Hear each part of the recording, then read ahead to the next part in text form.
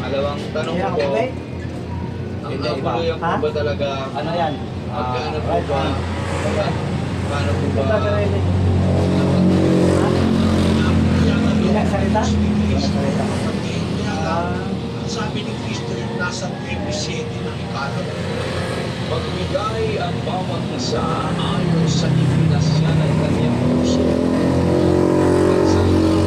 At dahil sa pinipilit, sapagkat iniibig ng Diyos ang nagbibigay ng masaya.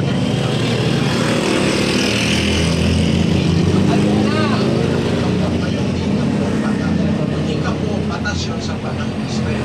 Pero sa ating panahon Kristiyano, sa ating magbibigay ka, ayon sa pasya ng Diyos. Dapat ikaw ang tagatawag. Sa loob mo para pinipili. Sapagkat ang pinilibig ng Diyos yung nagbibigay ng pasya. Ngayon, sa isang ang tao pag namatay sa ang tao niya. Ang sabi sa Biblia ganito, yung katawan ng tao pag namatay, mababalik pa sa lupa, alam mo saan. Yung espiritu babalik sa Diyos. Basahin natin yung Moses. At ang alabok ay mauuli sa lupa gaya ng una.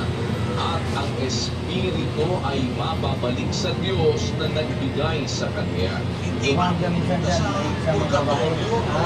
Ang alam mo, babalik sa Diyos. Tapos yung espiritu babalik sa Diyos. Pagdating ngayon ang araw ng pagtulong, bubuhayin kang pagtulong. Bubuhayin mo yung katawan mo na matay. Kaya tawag mo sa Biblia, ang buhay na